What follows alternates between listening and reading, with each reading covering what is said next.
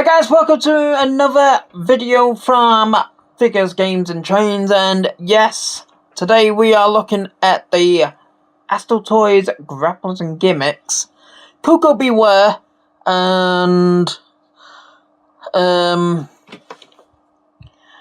Spivey. Now, I don't know whether that's what he was actually called in WWF, I do not know. I don't know. I remember him, but I don't actually remember his name, whether he was actually called Dan Spivey in the actual company, or whether he was called something else.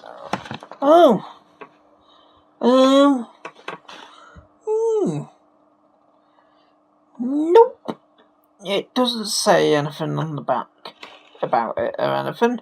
So, anyway, so Dan Spivey, a lot of people probably won't remember him. If they do, you'll know that he was basically he was pretty much a jobber. He wasn't anything big in the company.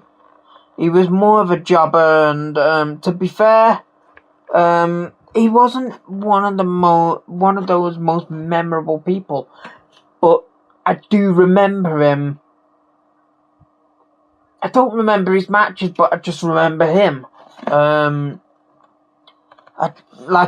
obviously I just don't remember his name in it, or whether he was actually went by that name or not. So that is him, and then we've got the Birdman himself, Koko B. Ware. Now this version of Koko B. Ware, to be honest with you, it's a little bit of a highlight, because I always remember one of the Raw Rumbles. I think it was Raw Rumble '93. When he was coming running in, and he was pulling his pants up here, and all she got out of Bobby Heenan was somebody call a cab. Yeah, somebody call a cab. And Koko B. Ware was coming running down the aisle, and he's pulling his trousers up here. My dad used to do that all the time to me and say, "You're Koko B. Ware." No, that's not right. I'm not Koko B. Ware. No. Yes. So yeah, Koko B. Ware. I'm gonna get this one done first, because to be fair, Koko B. Ware I really did like. If I can get in there, yes. So, with Koko B. Ware, we actually have Frankie. I think it was Frankie. The parrot. So, let's get this bad boy out. Come on, Frankie. Ah! So, somebody called a cab. And here he is, Koko B. Ware. If the video focuses, yep, there we go. The video's focused now. Koko B. Ware in the green, and is it checkered? Yeah, checkered boots, and the checkered what did they call them? Braces, is it? Yeah, braces. The purple waistband and everything, absolutely brilliant. Really good figure. And Frankie, you just pop him on the arm there, and he's got his oh God, I apologise. And he's got Frankie on his arm there. Really good that this comes on and off. I remember the Hasbro version of Frankie that had the wings out and everything. And I could never ever get it to stay on the arm of the Koko B. Ware figure, because it was one of those jumping figures, and the arms weren't really very big. And they were like sort of hunched up like that, and you couldn't really get Frankie onto Koko B. Ware very well. This one has been better designed by Hastell Toys. and it looks really, really good. That is a really, really good figure of Koko B. Ware. Very shiny on the face. His body isn't as shiny, but his face is very shiny. Yes, I do apologise. I think I got something stuck in my throat. No, I'm not gonna die on you, don't worry. Yeah, but it's a really, really good figure of Koko B. Ware. I'm really, really impressed with that. Really, really good. So, let's have a look at Mr. Spivey. So, let's get Spivey out. Out the box.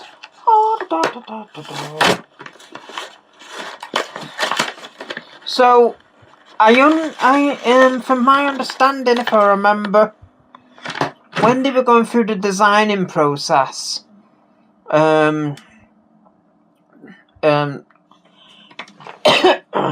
Mitch was asking the opinion onto whether to include the jacket or not include the jacket.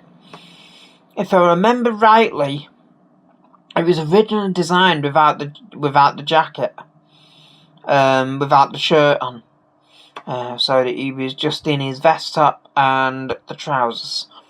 A lot of people said it was better. It would look better with the shirt on. So he went ahead with it and put the shirt on. This has got his tattoos down his arms.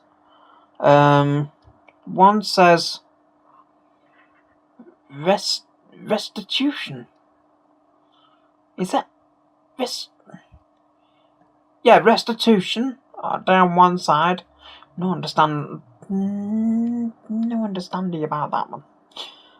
Torment on this part here, and suffering on this one. Now, I don't know whether they were actually real tattoos, but if they were, it's a bit dark, isn't it? I don't know what that is supposed to say on his, across the top of his chest. Because obviously you're only getting so many letters there, but I don't know whether that says something else or whether that is the full tattoo or not. And then he had like a dagger on his head. I don't think that was a tattoo. I think that must have been drawn on, because I'm sure it used to smudge when he was wrestling and everything. But again, it's actually a pretty good figure of the guy. Like I say, I vaguely remember him. I remember him. I don't really remember many of his matches, or much about his matches. I don't remember much about him, but it was these kind of people, jobbers and stuff, that we never actually got. And I suppose you could say Mattel are doing exactly the same at the moment. They don't give us too many jobbers. I mean, we have had some, because we've had Goon. I suppose you could say Virgil was a jobber. We've had not the Barbarian. Warlord was, I suppose you could say he was a bit of a jobber. More of a case when he went solo rather than when he was in Powers of Pain. So, again, another good figure here. It's nice to see jobbers like this actually getting a figure. I really would like to see the Brooklyn Brawler brought out in a retro style figure like this. It really, really would be good to see. I know that Barry Horowitz is coming out. I think 2 people are doing him. I think Epic Toys are doing him, and I don't know whether it's FC Toys or is it TRT, whoever they are. I can't remember what they are. But I haven't really looked into any of their figures, because, to be honest with you, there's that many people doing retro figures. It's took a bit of a shine off the retro style. So, which is a bit of a shame, to be honest. So, anyway, apart from going away from the negatives, we've got Dan Spivey, we've got Koko B, Ware with Frankie, the parrot. Really good figures. And until next time, 2 epic figures there. I'm out.